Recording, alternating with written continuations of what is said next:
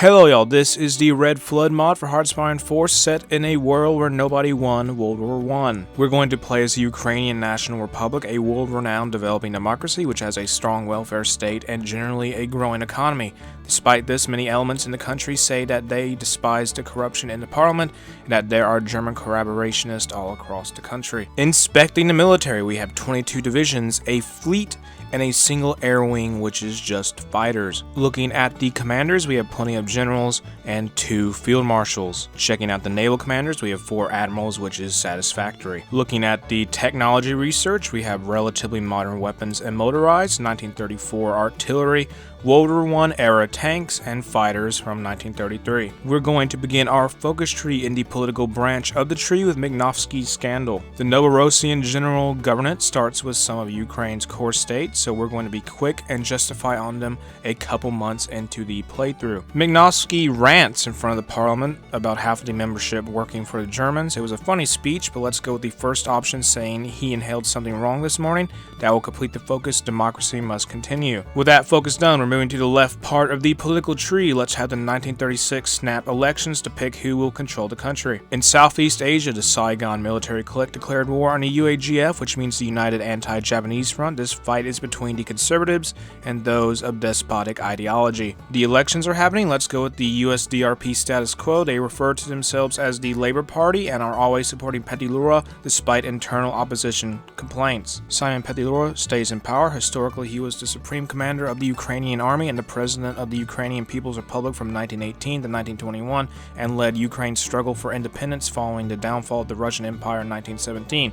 He was connected to pogroms in his country and was assassinated in 1926 by a man who had family members murdered in these pogroms. The war goal on the Novorossian general government has finished. We will wait a little bit before we launch our invasion. Going down our political sub-branch, we will invest in industry, slowly reform education, finish land reform, and then create the almighty Metodichka to prevent various lies being told to the public about our government. Russia declared war on the Novorossian general government. This presents us with the perfect opportunity to strike. We're making our move. Our divisions don't meet much opposition yet because the majority of the enemy army is fighting another war. Soldiers of our foe are tormented by spirits of vengeance seeking to bring Poesy back into Ukrainian hands. What was supposed to happen nearly 20 years ago will happen now. Crimea will come to Ukraine on its knees. The Novorossians have reacted to our advance and have sent divisions our way, but the walls are closing in on them with Russia pushing in from the north. We wrapped around their lines and now motorized are driving into Kharkov. Kharkov falls to our troops and some notable guy gets killed. The pro-Russian part of the city is outraged by this action. War is over, the general government is gone. We got a few states, but the Russian Empire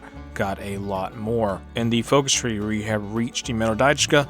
Next, we will make the cult of Petliura, then collaborate with the Polish secret intelligence. With all that done, we finish with a pink Ukraine. We have made a social democrat Ukraine. And this focus will unlock decisions for foreign policy. Beginning the foreign policy decisions, let's demand Bessarabia from Moldova. They didn't agree, so to war for the states we go. All of the political focuses are finished. Because we have no more of those to do, we'll start doing the industrial ones. We're soon going to start a very important war for Ukraine, and that will be to reclaim left bank Ukraine.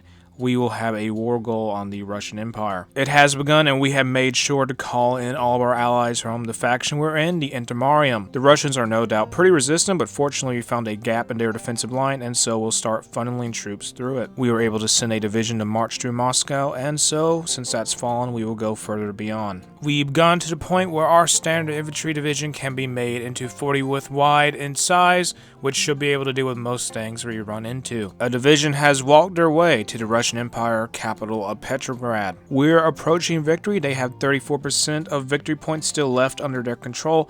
That will lower once we hike our way to Arkhangelsk. Taras Borovets wrote a book titled My Fight. It is met by both positive and negative reception. Our faction has triumphed. We have a great deal of war score, so we'll try to take everything we possibly can. With the peace negotiations concluded, a Russian Republic puppet is made, and so is a long Ukraine stretching to the Baltic Sea and Arctic Ocean. With 100 political power, let's demand some states from Belarus using the foreign policy decisions they can choose to accept or decline. Contrabandists are caught near the Moldovan border. After this, the investigation will begin. The investigation starts. We find out weapons of war are being smuggled, including guns, bullets, and grenades. They may or may not be smuggling them from Odessa.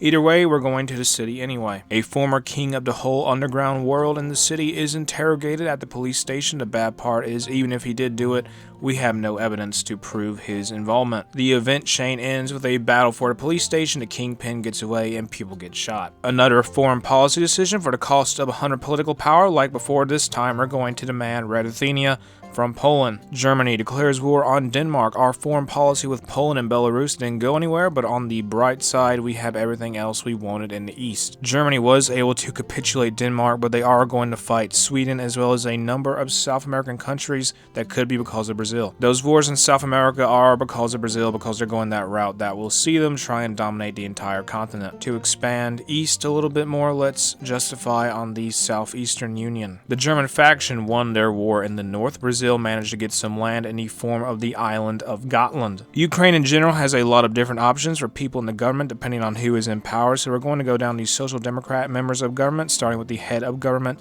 who is a pragmatic statesman, meaning we get more daily political power gain. The foreign minister is a great compromiser, meaning more political power and a higher trade deal opinion factor. The economy minister is a managed market economist, so we get political power, but things like resource gain and production efficiency takes a hit. The interior minister is a compassionate leader, so more political power gain and stability. Lastly, the military intelligence head is an industrial specialist, so faster research speed and higher encryption. The war with the Southeastern Union started. We're attacking from a wide front and from Crimea. We're going to start making some moves in Central Europe by justifying on the Kingdom of Transylvania. The German Socialist Republic and the Third International has gotten themselves into a big war with the US and the United Kingdom and their allies, and it's probably going to be a long and bloody war. The Kingdom of Romania, who took out Bulgaria, now finds themselves in a conflict with their neighbor Yugoslavia. Pay no attention to the Ukrainian soldiers marching into your capital, making their situation even worse. Germany now finds themselves at war with Austria. Transylvania is ours. We'll make sure to annex all of it. This is just part of our grand plan. We're going to send 3 divisions to act as volunteers to help the Germans. Our strategy is just to take Vienna for them and help them win the war with Austria.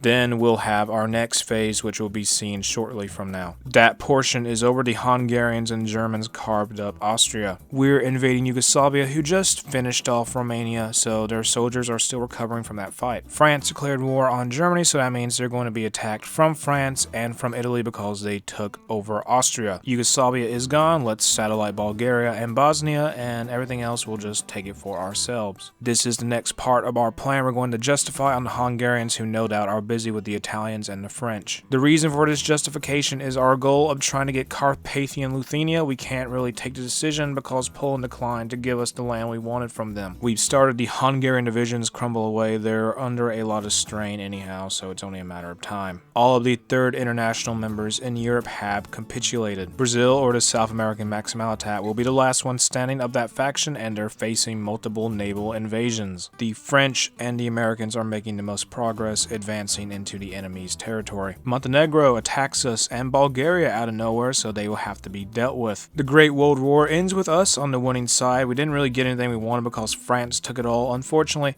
but we still have a country that stretches from the Mediterranean Ocean to the Arctic Ocean in the far north. The video is going to stop here. If you enjoyed the mod, make sure to check it out. If you enjoyed the video, make sure to like and subscribe, leave a comment. Have an awesome day. I'll see y'all later.